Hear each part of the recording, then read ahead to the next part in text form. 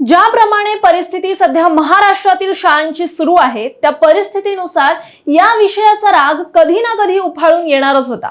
हा प्रश्न कधी ना कधी दादा भुसे यांच्यापर्यंत पोहोचणारच होता किंवा थेट त्यांच्यावरच फुटणार होता। हे आम्ही काही दिवसांपूर्वीच सांगितलं होतं आणि अखेर अभिजित दिपके यांनी अगदी त्याच स्वरूपाचं वक्तव्य केलंय।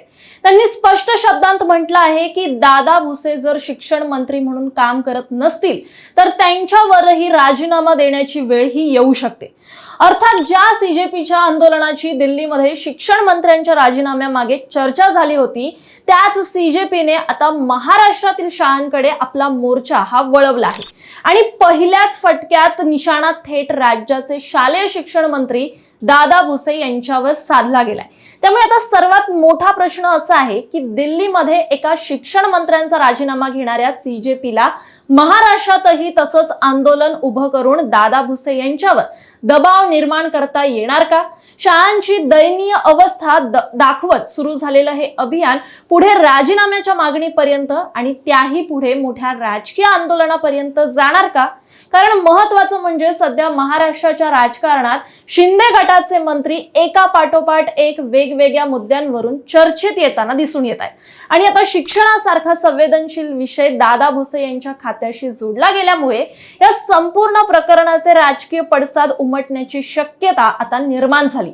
आणि महत्त्वाचं म्हणजे या सगळ्यावर सत्ताधारी गटाकडून सचिन अहिर यांनी नेमकं काय उत्तर दिलंय, सीजेपी आतापर्यंत कोणत्या शाळांमध्ये गेलीये, तिथे नेमकं काय काय आढळलं गेलंय आणि स्कूल ठीक करो या अभियानातून आता महाराष्ट्रात कोणता नवा राजकीय संघर्ष उभा राहू शकतो, हेच सगळं काही आपण सविस्तर जाणून घेणार आहोत या व्हिडिओच्या माध्यमातून। त्यामुळे व्हिडिओ शेवटपर्यंत पहा आणि अजूनही आमच्या चॅनलला जर तुम्ही सबस्क्राइब केलं नसेल तर लगेच करा।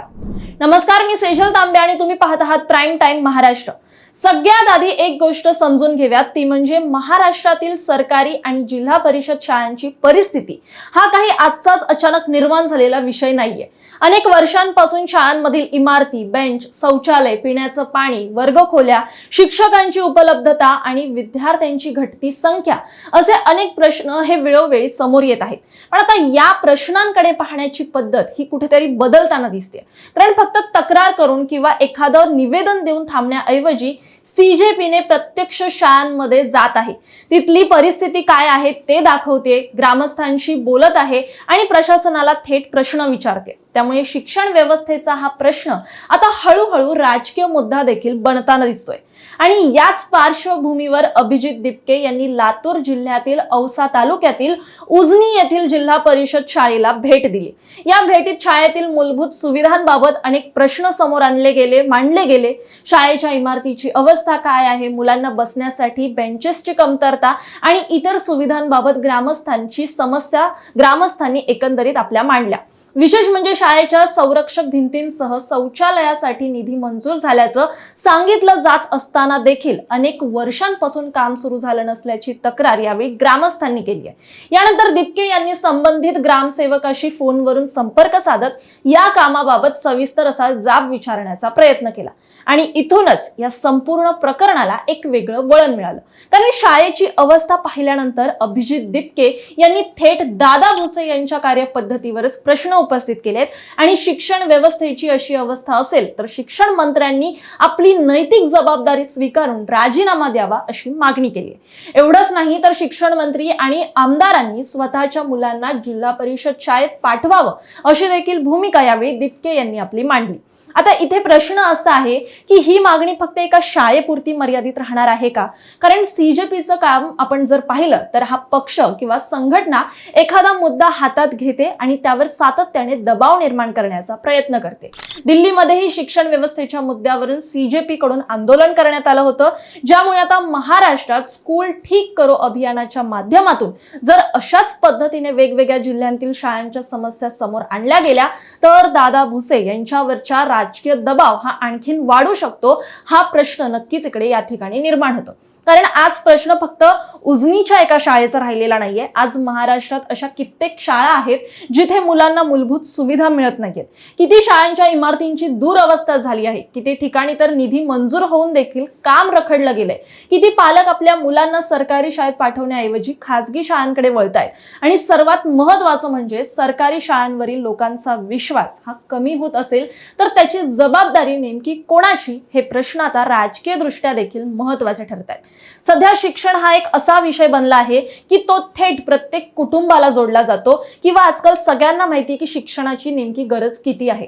रस्ता खराब असेल तर काही काळ त्रास सहन करता येतो, पण मुलाच्या शिक्षणाचा प्रश्न आला की पालक सहज गप्प बसत नाहीयेत.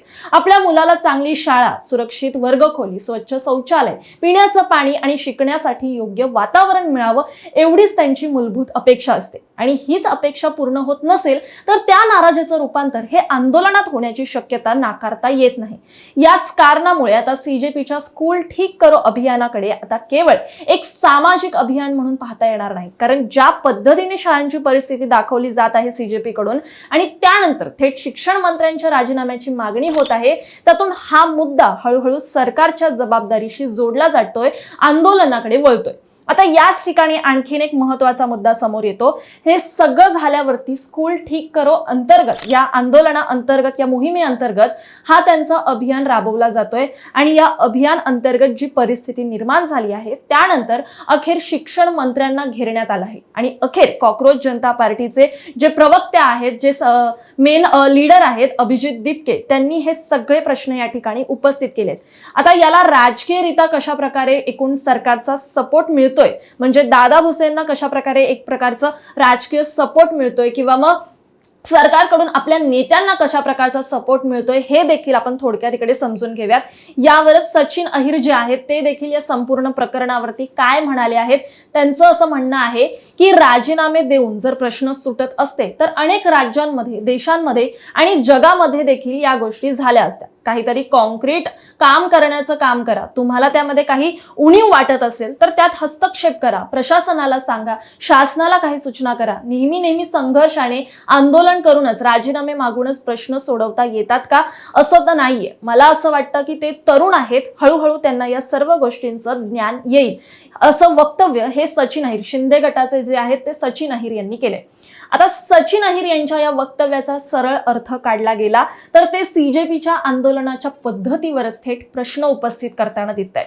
त्यांच्या मते प्रश्न समोर आणणं हे चुकीचं नाहीये, पण प्रत्येक प्रश्नाचं उत्तर थेट राजीनाम्या मागूनच करणं हे चुकीचं आहे. जर एखाद्या शाळेत सुविधा नाहीत तर एखादं काम रखडलं गेलंय किंवा प्रशासनाकडून दुर्लक्ष होत आहे तर त्या समस्येवर संबंधित मंत्र्यांनी, अधिकाऱ्यांनी आणि प्रशासनाने प्रत्यक्ष काम केलं पाहिजे. म्हणजे एकीकडे सीजेपी थेट दादा भुसे यांच्या राजीनाम्याची मागणी करताना दिसते तर दुसरीकडे सत्ताधारी हे नेते आपल्या मंत्र्यांचीच बाजू मांडताना दिसून येत आहे. त्यामुळे आता प्रश्न फक्त शाळांच्या सुविधांचा राहिलेला नाहीये, तर या मुद्द्यावरून सरकार आणि सीजेपी यांच्यात पुढे संघर्ष वाढणार का, हाही या ठिकाणी एक मोठा प्रश्न आहे. त्यामुळे दिल्लीमध्ये शिक्षण मंत्र्यांच्या राजीनाम्यामागे आंदोलन उभं करणाऱ्या सीजेपीने महाराष्ट्रातही तसाच प्रयोग केला तर काय होईल हे मी तुम्हाला सांगते. कारण एखाद्या शाळेची समस्या दाखवणं ही एक गोष्ट आहे आणि त्या समस्येची जबाबदारी थेट राज्याच्या शिक्षण मंत्र्यांवर टाकून त्यांच्या राजीनाम्याची मागणी करणं ही पूर्णपणे एक वेगळी गोष्ट आहे. आता सीजेपीने दुसरा मार्ग हा निवडलेला दिसतोय, म्हणजेच दादा भुसे यांच्या राजीनाम्याची मागणी. आणि जर पुढच्या काळात सीजेपी महाराष्ट्रातील आणखीन शाळांमध्ये गेली, तिथल्या समस्या व्हिडिओच्या माध्यमातून समोर आणल्या, पालक आणि ग्रामस्थांना या अभियानाशी जोडून घेतलं आणि प्रत्येक ठिकाणी प्रशासनाला जाब विचारला तर हे अभियान किती मोठं होतं हे देखील पाहणं महत्त्वाचं ठरणार आहे. कारण आज सोशल मीडियामुळे एखाद्या गावातील शाळेची समस्या ही काही मिनिटांमध्ये संपूर्ण महाराष्ट्रासमोर येऊ शकते. एखाद्या शाळेचं गळणारं छप्पर, तुटलेली भिंत किंवा मुलांना बसायला नसलेली व्यवस्था ही फक्त त्या एका गावाची समस्या राहत नाही, ती सरकारच्या शिक्षण व्यवस्थेवर प्रश्न निर्माण करणारी एक बातमी बनते. आणि म्हणूनच दादा भुसे यांच्यासाठी हा मुद्दा एक अत्यंत महत्त्वाचा मुद्दा आहे. जर सरकारने या तक्रारींकडे गांभीर्याने पाहिलं गेलं नाही, संबंधित अधिकाऱ्यांकडून उत्तर मागितलं नाही, निधी मंजूर असूनही काम का रखडलं याचा शोध घेतला आणि प्रत्यक्ष शाळांमध्ये सुविधा उपलब्ध करून दिल्या, तर सरकार या आंदोलनाला कामाच्या माध्यमातून उत्तर देऊ शकतं. पण जर शाळांच्या समस्या सातत्याने समोर येत राहिल्या आणि त्यावर सरकारकडून ठोस उत्तर किंवा कारवाई दिसली नाही, तर विरोधक आणि सीजेपी आंदोलक कार्यकर्त्यांकडून सरकारवर हल्ला करण्यासाठी आणखीन एक मुद्दा हा उपलब्ध होऊन मिळू शकतो. आता पुढच्या काळात नेमकं काय होतं हे पाहणं महत्त्वाचं ठरणार आहे. सीजेपी महाराष्ट्रातील आणखीन किती शाळांमध्ये जाणार, आणखी कोणत्या जिल्ह्यांमधून समस्या समोर येणार, दादा भुसे या आरोपांवर काय उत्तर देणार, स्पष्टीकरण देणार, सरकार या समस्यांवर प्रत्यक्ष कारवाई करणार का? कारण दिल्लीमध्ये सीजेपीच्या आंदोलनामुळे शिक्षण मंत्र्यांच्या राजीनाम्याचा मुद्दा हा राष्ट्रीय चर्चेचा विषय बनला होता. आता महाराष्ट्रात त्याच संघटनेने शालेय शिक्षणाचा मुद्दा हातात घेतला आहे, समोर आणला आहे. त्यामुळे दादा भुसे यांच्यासाठी हा फक्त आणखीन एक राजकीय आरोप आहे की येणाऱ्या काळात मोठ्या संकटाची सुरुवात आहे, हे पाहणं अत्यंत महत्त्वाचं ठरणार आहे. तुम्हाला काय वाटतं सीजेपीच्या मोहिमेबद्दल आणि दादा भुसे यांच्या राजीनाम्याच्या मागणीबद्दल? आणि स्कूल ठीक करो हे अभियान महाराष्ट्रात एक मोठं आंदोलन पुन्हा बनू शकतं का?